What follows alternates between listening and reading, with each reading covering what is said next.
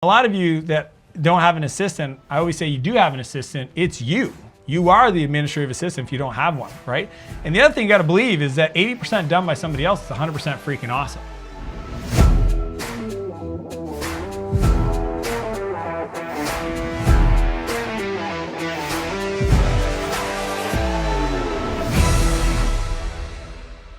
Hey there, I'm Dan Martell, serial entrepreneur, investor, and creator of SaaS Academy. In this episode, I'm gonna share with you how to use the replacement ladder to buy back your time.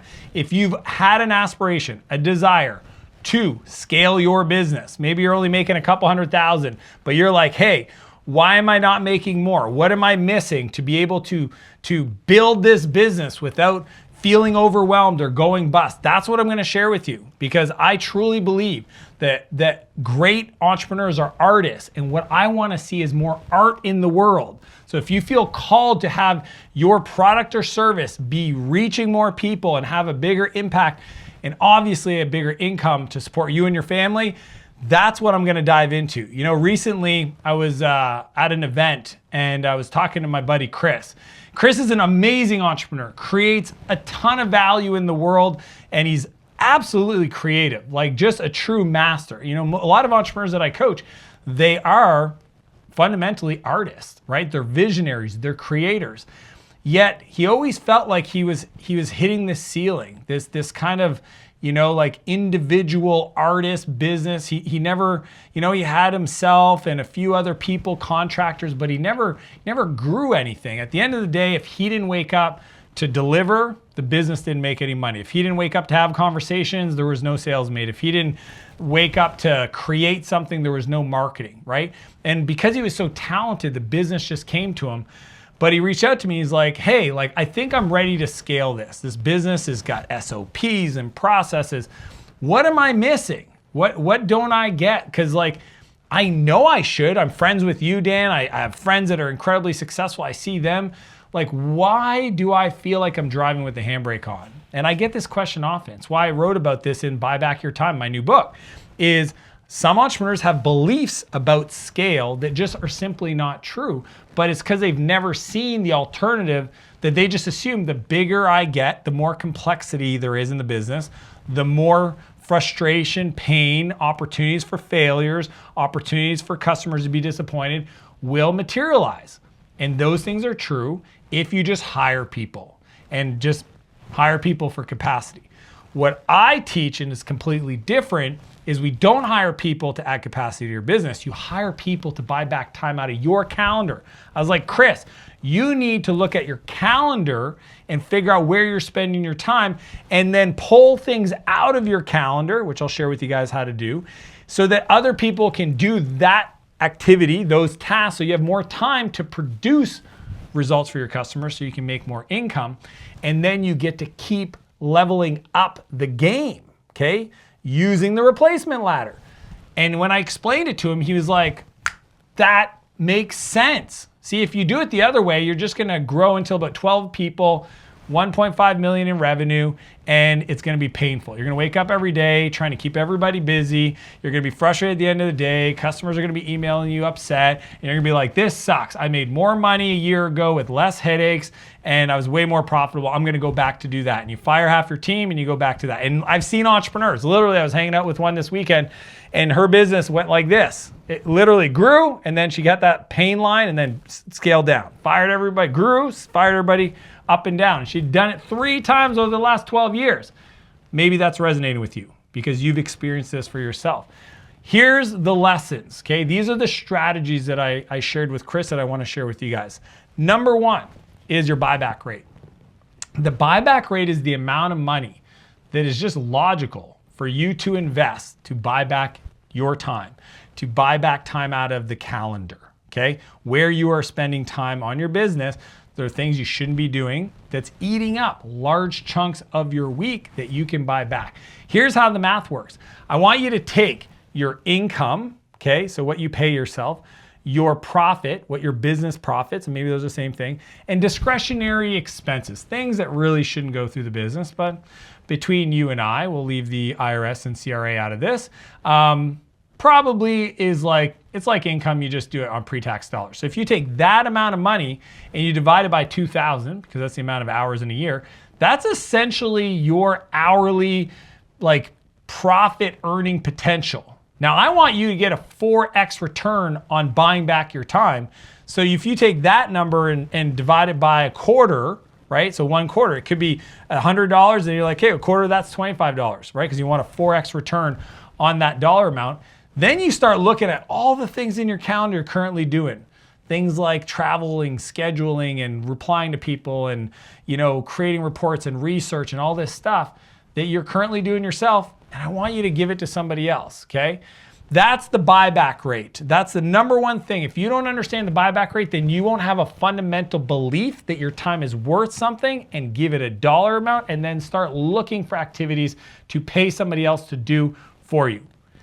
Number 2 is, as we move into the replacement ladder, is administrative tasks. Okay, so the second strategy, which is the first rung on the 5 stages of the replacement ladder, is administrative tasks.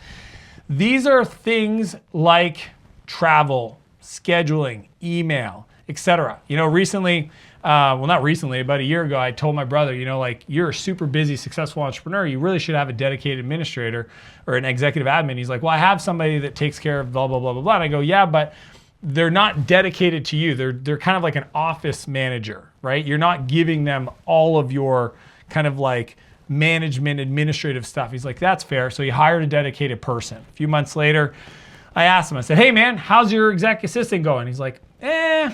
And I'm like, that's a weird response. Usually it's like, oh my gosh, why did I wait this long? It's probably the best use of my money and time and resources. And I knew what the problem was. I say, well, what's the issue? Well, I don't see what the big deal is. I say 2 questions. 1, are they manage 100% of the emails coming into your inbox? 100%, first pass? No. 2, do they manage 100% of your calendar, where you should be with who and all the details around those meetings and appointments and scheduling? No. Perfect. That's why. Your inbox is a public to-do list of other people's needs on you. Their goals and desires are in your inbox.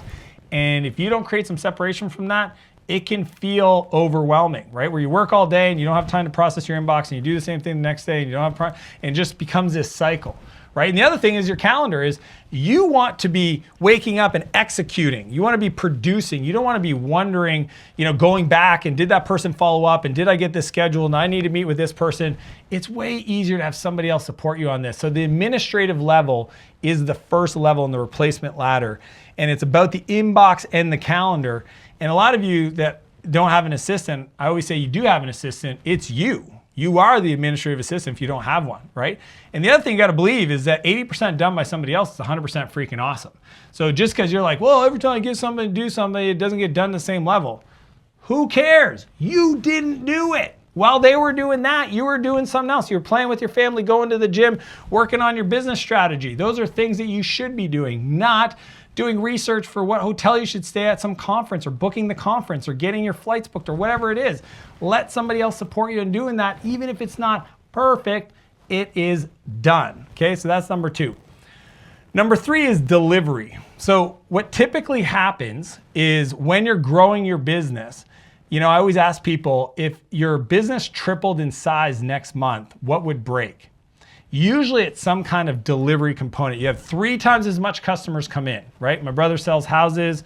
I have a few different companies, but one of them is SaaS Academy, so a coaching company. If 3 times as many customers come in tomorrow, what breaks?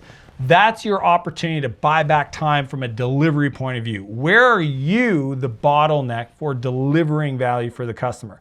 Because if there's this one part that's like 90 minutes per customer, that's like uniquely you have to do this, there is probably 4 or 5 hours for every customer that you could have somebody else do for you. Scheduling, following up, filling out surveys, making sure the billing and the payments, onboarding, all these things. That's the delivery side. And if you can outsource the whole thing, maybe your buyback rate's $100 an hour, you can pay somebody $25 to do it, game on.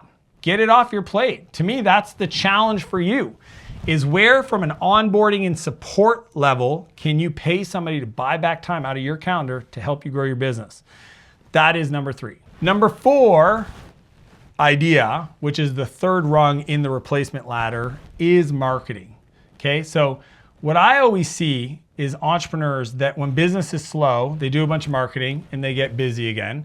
And then once they're good again, right, they push on the gas to like speed up the car. And then once they're like going really fast, they like take the foot off the marketing engine, they do a bunch of work, and then eventually they run out of customers and then they have to do a bunch of marketing, and it's like this up and down, stop and go motion. And what I want to recommend is you hire somebody at that stage. Once you have your executive admin stuff, bought back all that time, then you have the delivery, right? Support and onboarding. And then now you're into marketing, right? You build a good playbook for some content marketing stuff. And you only do the things that you can do, like me, shooting videos. That's something only I can do. But every other part of it, from the email to the publishing to social media, all that stuff, to clipping it up to editing, all that stuff, don't need to be me. I do the part that I need to do. Right? And that's the same thing for marketing. Hire somebody, part-time, full-time, doesn't really matter, that wakes up every day dedicated to producing traffic and executing campaigns. Those are the two big parts. Are they generating traffic to your landing pages, to your website, to your offers, to get you new business? And are they focusing the content strategy, the marketing calendar on a campaign function? Right? If they're doing those two things and you have somebody that wakes up every day to drive the business forward to help you grow. Those are only the first 3 levels to the replacement ladder, but those will get you the biggest bang for your buck. So the bottom level is administrative, inbox and calendar. Number 2 is delivery, onboarding and support. And number 3 is marketing, traffic, and campaigns. So that is the beginning of the replacement ladder. I wanted to give you that as a way to grow the business without burning yourself out, and it's all part of my new book, Buy Back Your Time. So obviously, if you enjoyed that, the beginning strategy, I cover the whole thing in my new book. You can click the link below to pre-order your copy today. It's been my life's mission. I've literally been working on this for 3 years, and it's finally going to be released to the world, where I've taken everything I've known helping my clients scale up to 7-8-figure businesses from $150,000 in a way that lights them up, that makes them more money possible, that allows them to build an empire. They don't have to feel like they got to retire. There's no exit strategy, although you can have those, and a lot of my clients do. I want to encourage you to learn how to build a company in a way that you don't have to escape from it, because in building it, it makes you more money and lights you up. So click the link to pre-order your copy of Buy Back Your Time, my new book. And I appreciate you being here, being engaged, and I'd love to hear from you below in the comments. Let me know what was the biggest takeaway for you. And as per usual, I want to encourage you to live a bigger life and a bigger business, and I'll see you next week.